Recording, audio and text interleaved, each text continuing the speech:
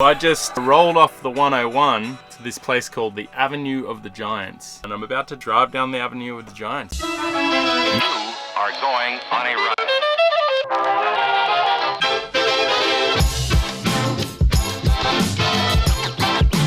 Let's get scratching.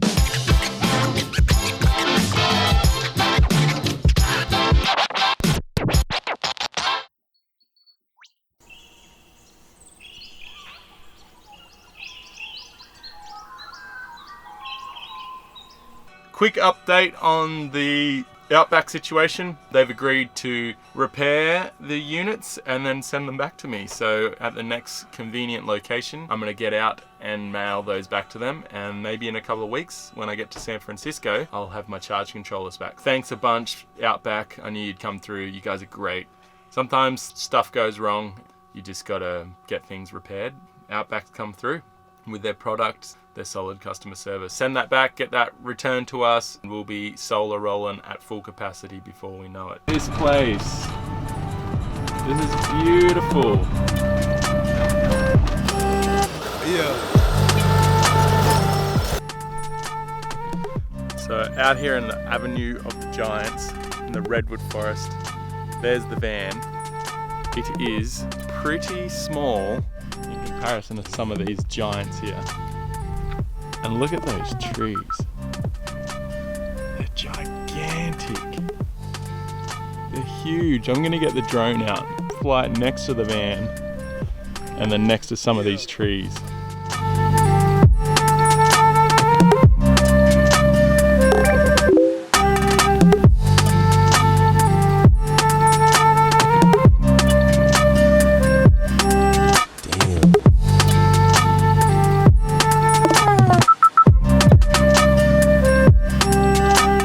I think this was a fucking joke, dog. I don't know what the fuck. I'm in El Lago, California. It was 180 miles to get here from Eureka, and I am on a ranch down here. It took me 180 miles to get here, and I did that with 140 kilowatt hours of energy.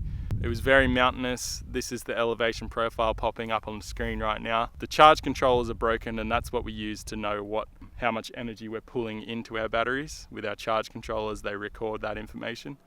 Our inverter then inverts that power into AC energy, and we know how much power the inverter is inverting because that's recorded on our charge hub. Two pieces of information that are different because there's losses involved in that whole system. I know that I put 140 kilowatt hours of energy into my primary pack, the one that the vehicle drives off of, and with that we got 180 miles out of it, which isn't great mileage. I think it's like close to 1.3 kilowatt hours per mile, which isn't great at all. And then I rocked up at this property that I'm at. I thought this was public property. Turns out that it's private property. The guy who owns this place, his name's Dan. He approached me and said, "Hey, what are you doing here?" And I was like, "I'm charging my solar powered van, dude. What are you doing here?" And he said, "Well, you're on my property." And I thought, uh-oh. But anyway, he was very welcoming pretty much straight away, as most people are around this area. He said, "Oh, don't worry. If you need anything, come up to the house and say hello." He lives in a house up on the hill just up here. So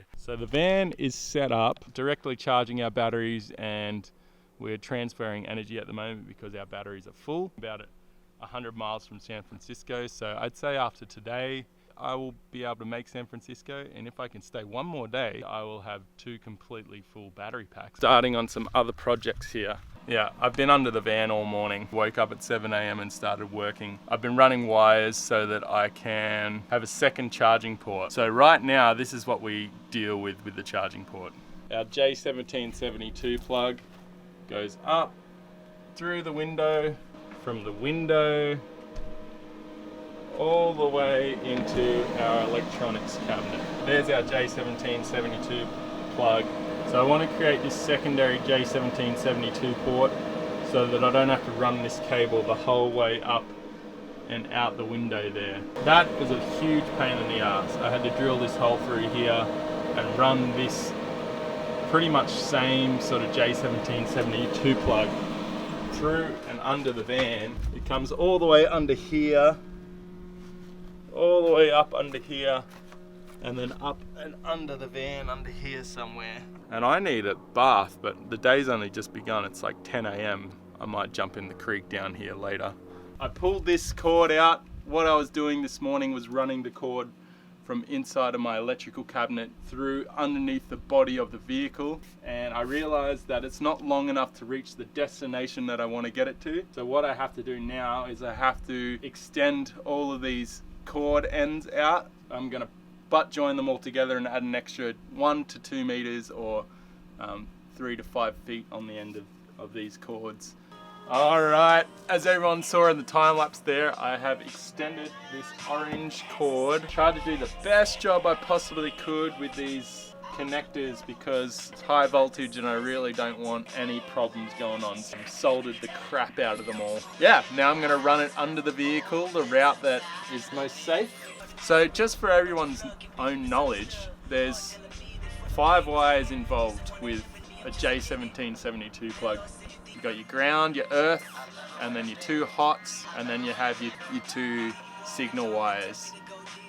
And that makes up the 5 prongs on your J1772 plug. Just some little information for everyone. I've got all the cords there that need to be spliced together. These are the ones that I extended, and that's the one that goes all the way up to this J1772 plug in here. I don't know if you can see it. So that's the original one in the vehicle, and I'm trying to install another one inside of the van. Down there, that cord is the original cord, and this one is the one that I just extended, and I'm gonna splice these into there like that.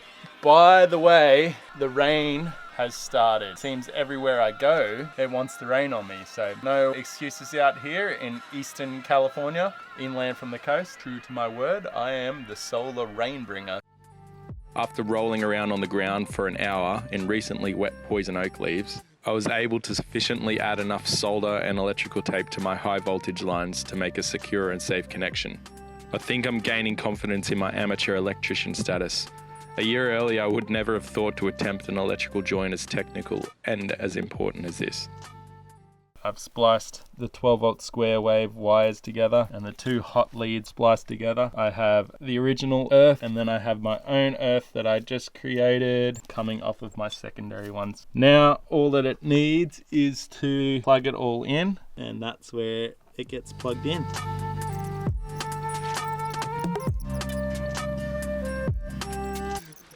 I am dirty AF.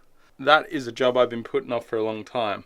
At the end of every job, you always have this, I hope it bloody works, whatever I just spent hours and hours doing. And we're about to find out whether that is the case or not. I got my J1772 plug. The electric vehicle charger is working, and there is my port.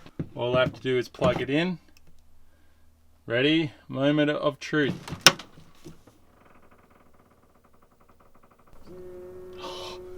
Would you look at that, guys? It works.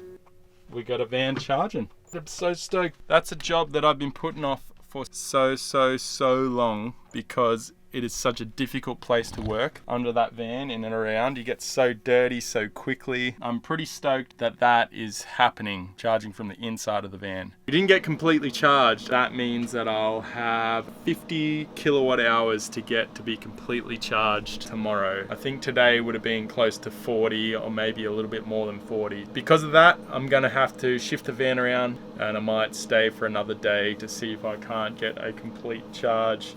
Dan and his daughter Sarah stopped by to say hello. Really nice people. I'm trespassing on their property, and they were checking in to make sure that I was okay. He asked me why I thought I was on public land, just so that he knew for his own safety, I guess. And I just said, I don't know, man, I park all over the place all the time, and I try to keep it as safe as possible. And then his daughter spoke up and said, there's lots of space here. That's why he parked here, because it looks nice and open. Yeah, very happy, very friendly people, so very stoked. Anyway, I'm gonna go flick this van around ready for the morning charge, and then move on to the nighttime activities, which include eating dinner and working on that laptop. Turning the panels around at night allows me to sleep in without worrying about missing the sun in the morning. All right, everyone, it is that time again. The sun is moving away from the panels and I need to move this vehicle so that it can absorb all the sun. I found out the name of the ranch I'm on. It's called Crowfoot Ranch. Dan Crowfoot owns it and he's a great guy. See him every morning and every evening when he drives past here and we have a little chat. Thanks for letting me stay on Crowfoot Ranch, Dan. I'm gonna move these panels. The sun is moving away from them. I'm gonna show you that right now. The sun comes up around here in the morning and it follows the pathway down in behind those trees. Move the panels so that they're flat facing a westward direction.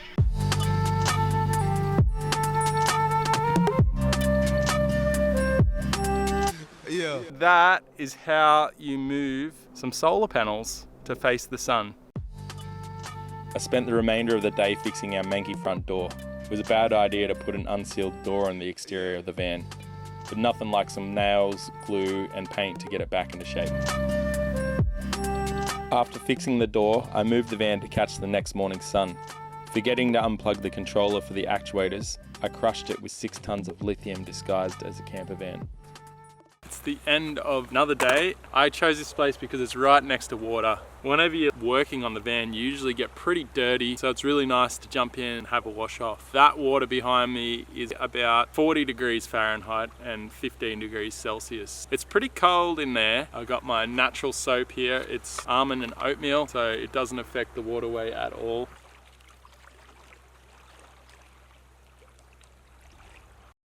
I have to spend my evening fixing an electrical box. Alright, I'm going to show you how to do that. This mess was the controller that we used for our actuators. Basically, I'm going to pull it apart. I know there's some wires that are fused together. Seems like all of these controllers are just fucked. It could just be unfixable. Then I'll have to work out a way to fix it. I can just put all these switches together and make some small little switchboard. Just gonna try my best to fix it.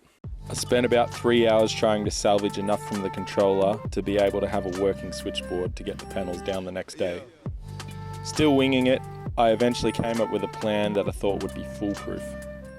So what I've conjured up here is I saved some parts from the old controller and I had a few switches handy. What I'm gonna do to get the thing down, because I'm kind of in dire straits here if this doesn't work, I've literally rigged every actuator up to its own on-off switch, and then I have a main power on-off switch here that was still going. To get them down, I'll have to reverse the polarities. I'll put the negative on the positive or the positive on the negative. Or to go up, it's positive, positive, negative, negative. Until I can get back to the store and get some more of these toggle switches, I'm in that situation at the moment. I am ready for bed because I'm tired and that was really annoying. That is ice on that door. Time to get the fuck out of here. It's getting way too cold again. I am almost completely charged. At the end of the day, I should be fully charged. I'm just topping off the secondary pack right now. That will be completely charged in a few moments. You'll see that arc drop down because we are getting close to our charge. I reinstalled the newly painted door in preparation for my departure that afternoon.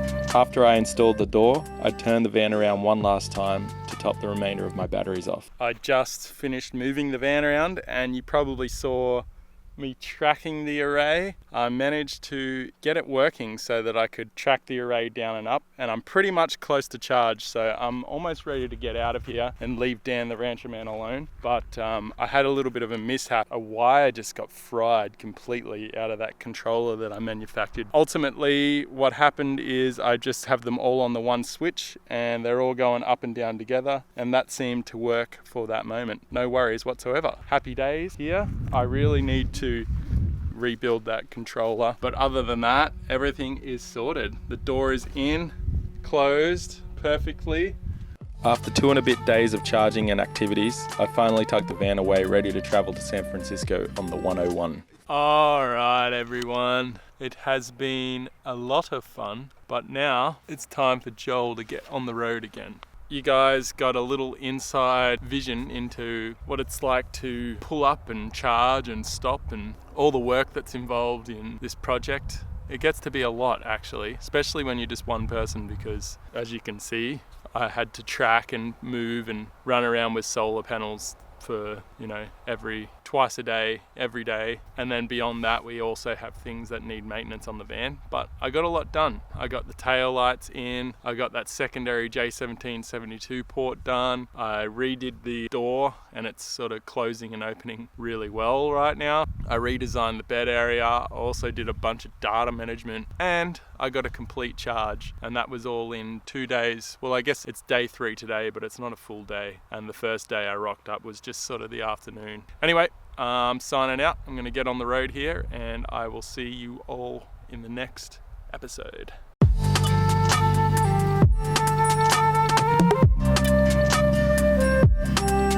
Yeah.